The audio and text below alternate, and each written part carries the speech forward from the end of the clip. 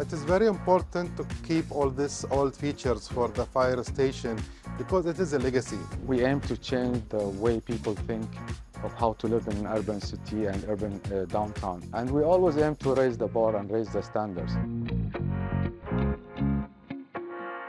Hello and welcome to Qatar 365. I'm Laila Humaira, and on this episode, we take a look at how Qatar is embracing sustainable urban living. From energy-efficient superstructures to an award-winning smart city, the country is reaping the rewards from laying the foundations of a greener future. But first, I went in search of one of Qatar's oldest buildings that's been given a facelift and a new purpose. From the house of everyday heroes to a haven for artists all around the world. This is Doha Fire Station. Built in 1982, it was once the home of Qatar's first civil defense authority. The fire station here used to be one of the spectacular buildings. It was like one of the buildings who have got like the architect language of the 80s, like the Sheraton Hotel, the main building of the post office. So it has this type of design which is reflecting that era. Today, the fire station is a contemporary art space for self-expression, an avenue for exchanging diverse ideas, and a meeting ground for the creative community. The vibe here we are creating through the indoor exhibitions, outdoor exhibitions, murals around the building, it's really putting you in a space where there's a lot of inspiration, a lot of beautiful vibe, you have it here. While many areas of the fire station have been refurbished into new workspaces, there are some original elements purposely kept as a reminder of the building's identity, like this drill tower, which once served as a facility for routine exercises and training. It is very important to keep all these old features for the fire station because it is a legacy. The younger generation, they can see how used to be the fire station. The tower is now an imposing structure with a colorful facade. A beacon of expression and creativity, it's also something the museum hopes to embody with its Artists in Residence initiative. Every year we are receiving like hundreds of applications, but we are accepting 15, half of them Qataris and the other halves for the people who's living in Doha, the expat.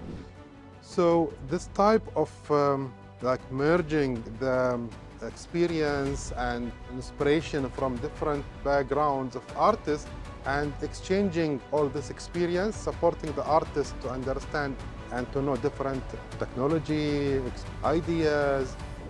Someone who's benefited from the program is artist and filmmaker Mohammed Al-Hamadi. As an artist in residence within the 7th program from last year's, it's just an amazing opportunity. It just broaden your potential, open up your scope, and helps you reach out the idea that you have in your head. For 9 months every year, the initiative provides artists like Mohammed a studio space, mentorship opportunities, and guidance from curators. It's always good to be among a network of artists or a network of creatives. In general, you know, creatives feed into each other. For the Doha Fire Station, its legacy is quite literally cemented in its walls, a celebration of an honorable purpose in its past life, reborn to nurture the next generation of talented individuals, all heroes in their own right. To reuse a building, this is a very important. This building have got a lot of effort in that time, supporting, you know, and defense on the community, saving the people. And now have got another sort of role to inspire and to create art. It's hard to talk about architectural marvels in Qatar without talking about Msheireb'e. Known as the world's first sustainable downtown regeneration project, Msheireb'e is one of the world's smartest cities that's about to get even smarter. To find out how, I met Ali Al-Kuwari, the CEO of Msheireb'e Properties. So Ali, just in the last couple of months, there's been so much buzz about Msheireb'e Properties and Msheireb'e Downtown Doha. Your company has been named as one of the most innovative companies in the region by Fast Company, and Msheireb'e was highlighted at COP28 as the shining example of how a sustainable and futuristic city should look like. How are you building on these achievements to further develop the business in line with Qatar's goals? We consider ourselves as one of the Qatari real estate development leading in the sustainability side. It wasn't new back to that time, but thanks God nowadays it becomes very norm and everybody is trying to adapt and raise the bar itself step by step. Because of its location and the connectivity, like the metro station and the tram itself around the city, that makes it the hub for all type of generation, especially the young generation. Let's talk about Msheireb'e as a smart city. You've just signed this huge new deal with Microsoft to boost the high-tech capabilities of the city. Can you tell us more about this partnership and how it will once again transform Msheireb'e? We would like to enhance the experience in the cities for individual, for guests who's coming to the city just to experience what's going on in the city itself. Plus the retailer owner, we would like to have different experience. Plus the commercial and also the resident who lives in the city. Technology is being updated instead of day by day, now minutes by minutes actually. And we need to cope with what's going on in the worldwide. If you look at our mission, we aim to change the way people think of how to live in an urban city and urban downtown. And we always aim to raise the bar and raise the standards. Just a short tram ride away is the Baraha, the heart of Msheireb'e, where its most outstanding features are on full display. And I'm here to meet Fatima Fauzi, who heads Msheireb'e Properties' sustainability team, for a look at what makes urban living particularly special here. So every bit of Msheireb'e downtown Doha was built with intention and purpose, down to the very details and motives. But what are some of your favorite parts of Msheireb'e? Tough question.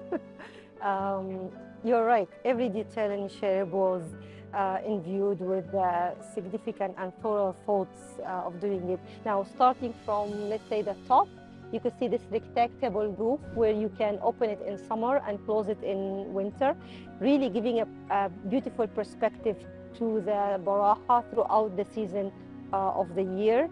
Cascading from down there, you could look at the really fixed shades of the building, which also add to the overall system of cooling the Baraha. Another favorite feature in Al Baraha is the geometry pattern that you could see everywhere.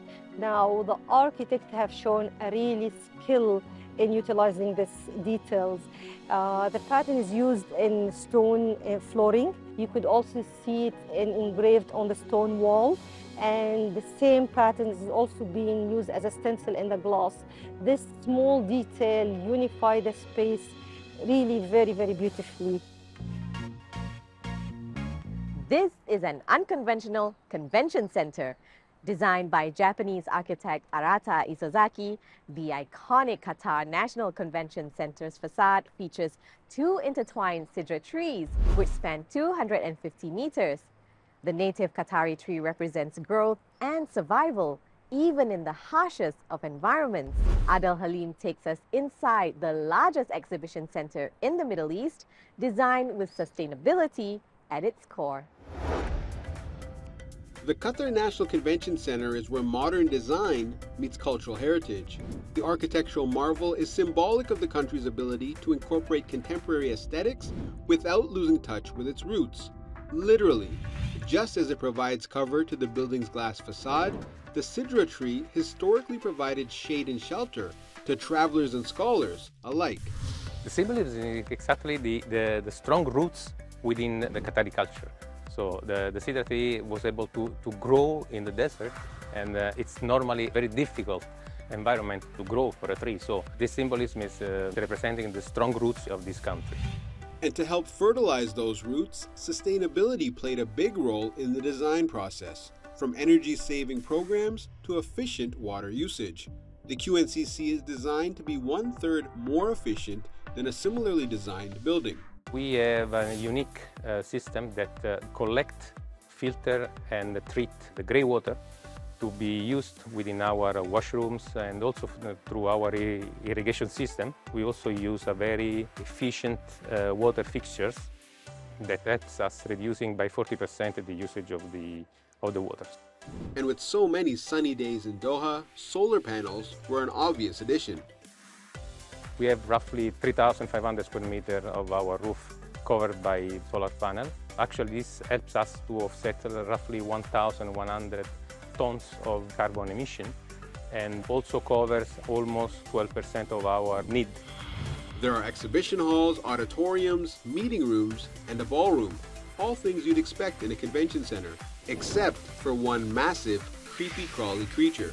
Now talk about a conversation starter. This iconic giant spider greets visitors here at the convention center. But while Louise Bourgeois' Maman is a towering, intimidating sight upon first glance, go deeper and there's much more to the story. This 9-meter tall sculpture is an expectant mother made of marble, bronze, and stainless steel and explores the idea of motherhood. It's also Bourgeois' tribute to her own mother, who she lost at the age of 21. It represents the maternal protection and also the intricate nature of a relationship. It gives us, let's say, a big dimension and a big symbolism to our main foyer. Actually, it's a well-known sculpture all over the world. And soon after playing host to the world's media for the 2022 FIFA World Cup, the QNCC hosted 114 events in 2023. All the things that we do, it's, let's say, not only for the QNCC sustainability scope, but also to align our ideas to the country strategy for the long term. Whether it's energy-efficient megastructures like the QNCC or breathing new life into older buildings like the Doha Fire Station, Qatar is committed to beautifying a landscape that's pleasing to the eye and respectful to the environment. We hope you've enjoyed this episode, but that's all the time we have for now. For more, check out Euronews.com and connect with us through our hashtag. Thanks for watching, and we'll see you next time on Qatar 365.